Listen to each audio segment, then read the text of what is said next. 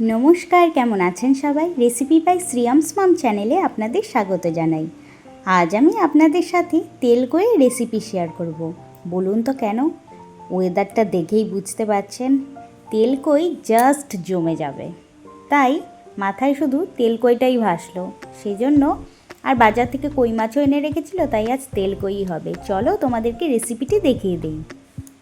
আর হ্যাঁ, গাছে যেই আমগুলি রয়েছে ওগুলো কিন্তু আমাদের বাড়িতে এবার প্রচুর আম ধরেছে। এবারে তেলকইগুলোকে হলুদ এবং নুন দিয়ে 10 মিনিটের জন্য মাখিয়ে রেখে দেব।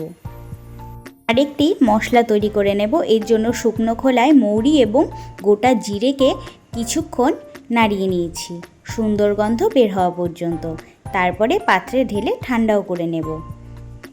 বলতে ভুলে গেছিলাম, কই মাছগুলোকে কিন্তু আমি নুন দিয়ে ঘষে ঘষে যেই ওপরে যেই লোদ লোদ ব্যাপারটি থাকে সেটি তুলে দিয়েছিলাম ঘষে। তো এখন তো ছাই পাওয়া সম্ভব নয়, তো আপনারা বাড়িতে নুন দিয়েই ওটিকে ঘষে তুলে দিতে পারেন।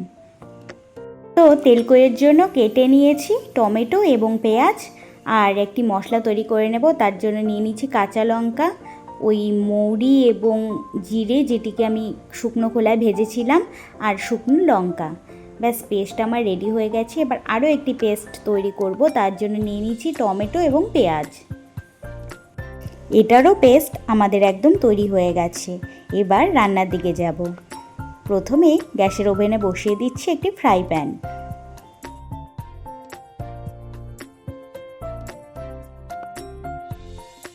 দিয়ে দেব পরিমাণ মতন সর্ষের তেল। অবশ্যই দেখবেন সর্ষের তেলটি যেন বেশ ঝাঁঝালো হয়। এবার তেলের মধ্যে দিয়ে দেব সামান্য একটু নুন, যাতে মাছগুলি দিলে ছিটে না আসে। যে কোনো মাছের ক্ষেত্রেই এই টিপসটি আপনারা অ্যাপ্লাই করতে পারেন। 60টি মাছ ছিল, মোট 2 ব্যাচে আমি মাছগুলি ভেজে নিয়েছি ভালো মতন উল্টে পাল্টে কড়া করে। সমস্ত মাছ আমার ভেজে তুলে নেওয়া হয়ে গেছে। এবারে কড়াইয়ের বেঁচে থাকা তেলে দিয়ে দেব কালো জিরে। কালো জিরে থেকে সুন্দর গন্ধ ছাড়লে দিয়ে দেব টমেটো পেঁয়াজের বেটে রাখা মশলাটি। এবারে তেলের সাথে এই উপকরণ দুটিকে ভালো মতন মিশিয়ে নেব। আর টমেটোটি ভালোভাবে যাতে মজে যায় তার জন্য নুন দিয়ে দিচ্ছি। তো নুনের সাথে রঙের জন্য হলুদও দিয়ে দিলাম একেবারে। টমেটোর থেকে যতক্ষণ না পর্যন্ত কাঁচা গন্ধ বেরিয়ে আসছে ততক্ষণ পর্যন্ত টমেটো আর পেঁয়াজের এই মশলাটিকে ভালো মতন কষিয়ে যেতে হবে। মশলা কষে একদম শুকনো হয়ে গেছে, দেখুন কড়াই থেকে মশলাটি ছেড়েও আসছে। এই পর্যায়ে দিয়ে দেব উষ্ণ গরম জল। তো এখন তোমরা দেখতেই পাচ্ছ যে ওপরে তেলগুলি একদম ভেসে উঠেছে। এবারে মাছগুলিকে দিয়ে দেব। খুন্তির সাহায্যে মাছগুলিকে গ্রেভির মধ্যে ভালোভাবে সেট করে দিতে হবে, বেশিক্ষণ কিন্তু ফোটাবো না।